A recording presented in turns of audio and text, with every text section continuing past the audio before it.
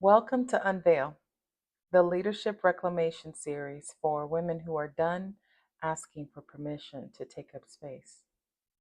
I'm April Kay, and here we cut through the noise with strategies, boundaries, and power plays designed for the woman who's already qualified. She's just ready to lead on her own terms. And if that's you, then let's get into it. Today's transmission: how to lead without apologizing for your power.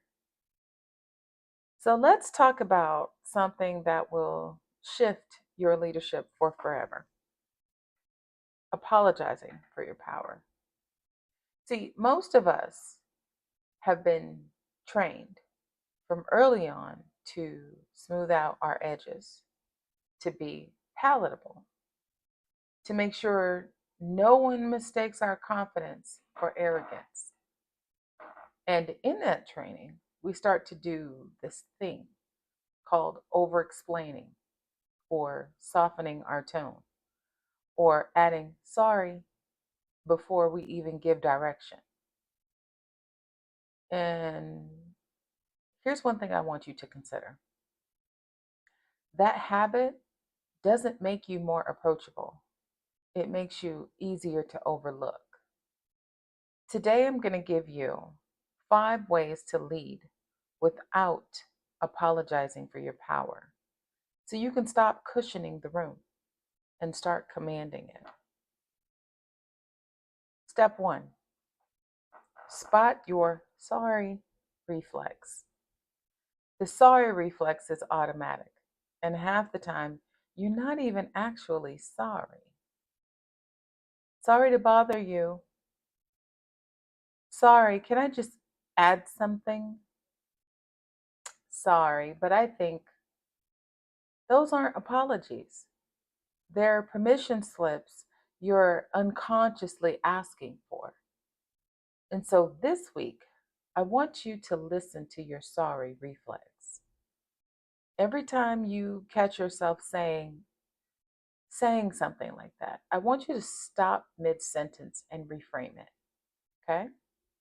So, for example, instead of saying, sorry I'm late, try, thank you for your patience. Or instead of saying, well, sorry to interrupt, you could try, I'd like to add something here. See, the goal is not to be cold, it's to remove language that makes you sound like you're apologizing for existing. Okay? Step 2: reframe directives as collaborations. See, when you lead, you give direction. That's part of the role. But how you frame that direction determines whether people resist it or run from it. Collaboration framing sounds like, here's the goal. Let's talk about the best way to get there. Or, I'd like your input on how we can execute this more effectively. See, this keeps you in the driver's seat and invites buy-in. You're not apologizing for leading, you're actually making the team part of the process. Here's the thing to remember: collaboration does not weaken your authority. If you do it right, it actually strengthens it.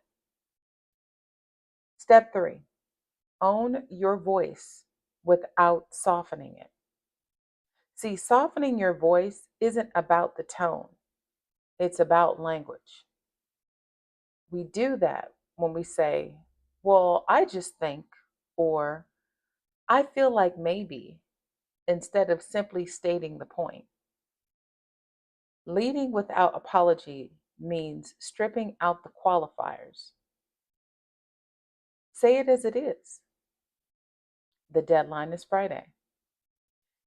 This approach isn't aligned with our goals. Or, we're moving forward with option B. See, when you state decisions without the fluff, you project confidence and clarity.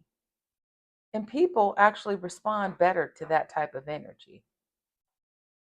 Step 4: Practice holding pause in conversations. One of the most powerful things you can do as a leader is, quite honestly, nothing. Here's what I mean. When you give direction or make a statement, don't rush to fill the silence. Let it land. That pause communicates that you're comfortable with your words. You don't need to rush in and make it softer or explain yourself into oblivion. It also forces others to engage. The room will fill the silence, and often they'll do it with agreement or forward motion.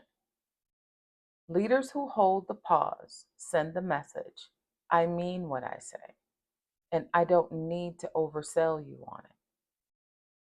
Step 5, anchor your decisions in your vision. When you're anchored in your vision, you stop feeling the need to justify every move. Your vision becomes the filter. And if a decision aligns, you move. And if it doesn't, you don't. And you explain it through that lens. For example, this project fits our long-term growth strategy, so we're allocating resources here. Or this opportunity isn't in alignment with our focus for this quarter, so we're going to pass. Anchoring in vision turns your leadership from reactive to intentional. You're no longer responding to every whim. You're actually steering toward a destination. Leading without apologizing for your power isn't about being harsh. It's about being unapologetically clear.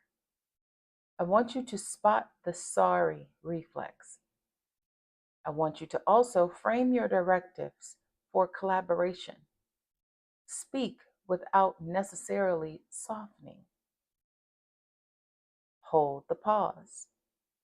And then anchor every move in your vision. And when you do that, people stop questioning whether you belong in the room because it's clear you're the one running it.